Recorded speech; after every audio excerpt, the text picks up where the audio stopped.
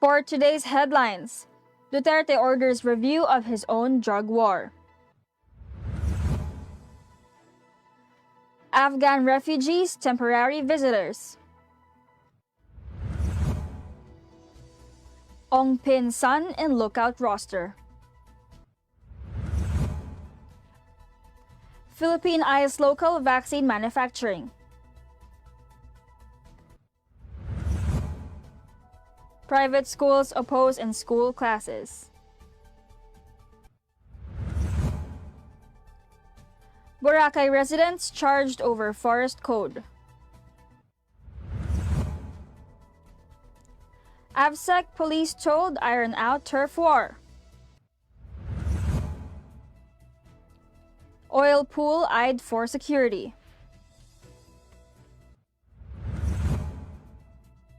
Good morning, I am Venice Bautista and this is Tribune News on Q. Today is September 23, 2021, and these are the latest news of this Thursday morning.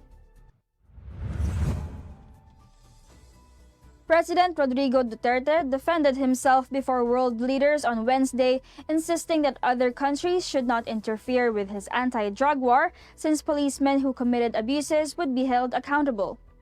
Duterte's assurance to the United Nations General Assembly came days after the International Criminal Court formally authorized an investigation into the alleged crimes against humanity committed by the state forces during the anti-narcotics drive early in his term, which left thousands of drug suspects dead. He has instructed the Department of Justice and the Philippine National Police to review the conduct of our campaign against illegal drugs, he told the international body, referring to the outgoing drug war review led by Justice Secretary Menardo Guevara. Those found to have acted beyond bounds during operations shall be made accountable before our laws, Duterte said. He added that his government has been working with the UN Human Rights Council to look into the cases of alleged police abuses in his drug war. The president also told world leaders to keep their hands off his campaign against the drug trade, saying they should not impose their will on other nations. 2 reports on the drug war review have been submitted to Duterte.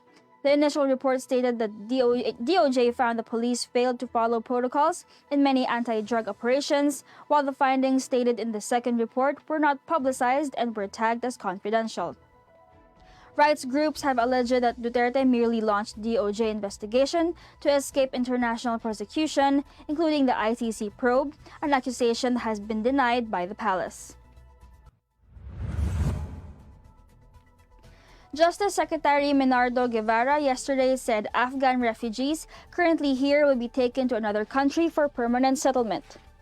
Guevara said that right now we have admitted only a handful, but they are here only for temporary shelter until they are permanently resettled elsewhere.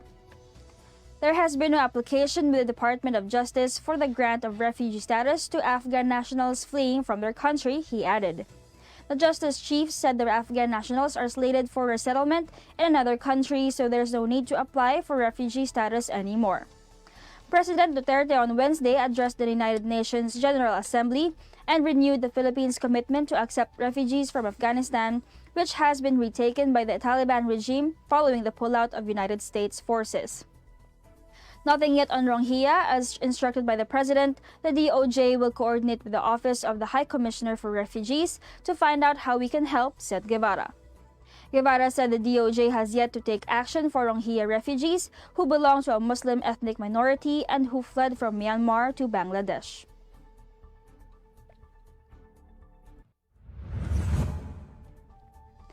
The Bureau of Immigration has placed the son of billionaire Roberto Ongpin on the lookout list Tuesday at the request of the mother of her girlfriend, who was found dead in a La Union resort over the weekend. That Julian Ongpin's name was included in the Bureau's list of monitored personalities.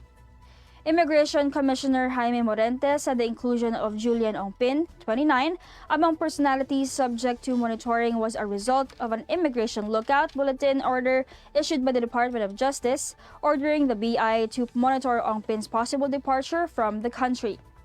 An ILBO is issued to monitor itineraries of flight, travel, or whereabouts of a subject who may attempt to leave the country. The young Ongpin is being investigated over the death of painter Brie Johnson in San Juan, La Union.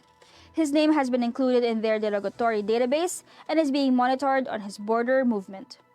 Duterte said that all immigration officers nationwide in both airports and seaports have been instructed to closely monitor his travel and to prudently verify if he also has an existing warrant of arrest. Tribune News on Q will be back after these short reminders. Paturok, paturok, pababakuna ka ba, pababakuna ka ba, pababakuna ka ba, pababakuna ka ba, pababakuna ka ba. Vaccination for the nation, no more isolation. With vaccination, pababakuna ka ba, pababakuna ka ba, pababakuna ka ba, pababakuna ka ba, pababakuna ka ba, pababakuna ka ba, pababakuna ka ba. Paturok, paturok, paturok.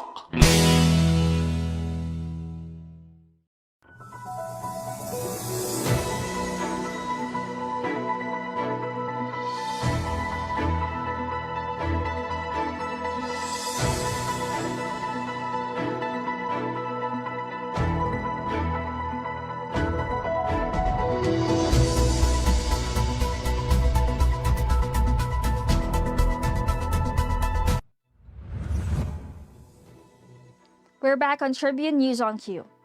The Federation of Associations of Private Schools Administrators, or FAPSA, is not keen on resuming traditional face-to-face classes this school year amid a continued COVID-19 threat to teachers and the students.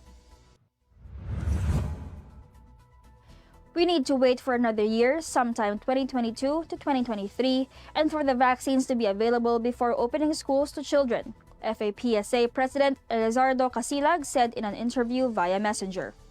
He added that children are going out protected only by masks and face shields but without vaccines. If he was the parent, he will not allow his child to leave the house even under a threat of learning loss. He noted that even Batanes, an island and a little isolated, has been threatened by the virus. 4 Ibatans have tested positive for COVID-19 despite having no travel history outside of the province, the first recorded community transmission in the northernmost island province, as reported on September 18. Now it's swelled to 100. One wonders where the virus came from, he said. The country's Food and Drug Administration disclosed on Wednesday that local manufacturers in the country are capable and can be used on the fill and finish service for vaccines. FDA Director General Eric Domingo said that existing local manufacturers can realign from other injectable medicines to vaccines, noting that a fill and finish facility will process the filling of vaccine vials and finish the process of packaging for distribution.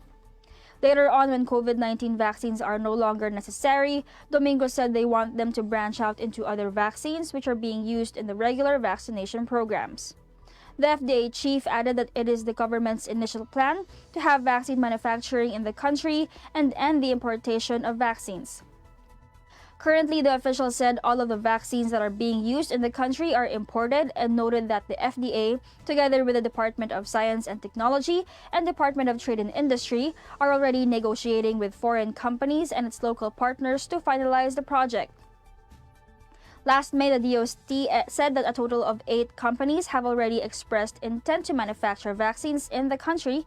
Meanwhile, the FDA said nasal sprays do not guarantee protection against coronavirus disease, but stressed that there are nasal spray vaccines against COVID-19 that are being studied and under clinical trial. Operatives from the National Bureau of Investigation arrested 4 residents in this resort island Wednesday after they were found to have been occupants by the Boracay forest owned by the national government. NBI Central Office Team Leader Rizal de Rivera said that they arrested were 3 Filipinos and a German. The NBI started its crackdown on airing Boracay residents for squatting in forest and swamp areas in Boracay since last year. The NBI has so far arrested 15 individuals and many of them are foreigners. The 4 residents were charged Thursday at the Afghan Provincial Prosecutor's Office for violating the Forest Code. The law states that they could be able to bail at least 36,000 pesos maximum for their temporary liberty, said Rivera. Tribune News on Q will be back. Stay with us. It's time for the world to know. Outstanding Filipinos in America. The 11th Outstanding Filipinos in America Awards 2021. A salute to the heroes of coronavirus. coming back live in person at Carnegie Hall in New York City, home to TOFA Awards since 2011.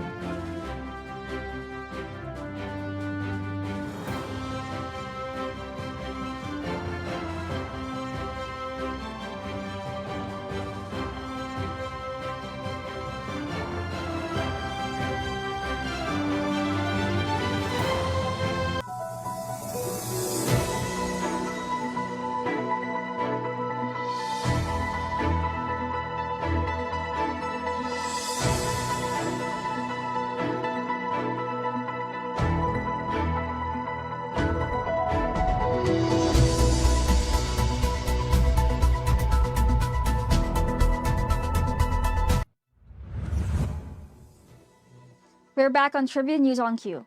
In other news, National Police Chief General Guillermo Eleazar directed the Aviation Security Group to strengthen coordination with concerned government agencies in ensuring security at the Ninoy Aquino International Airport.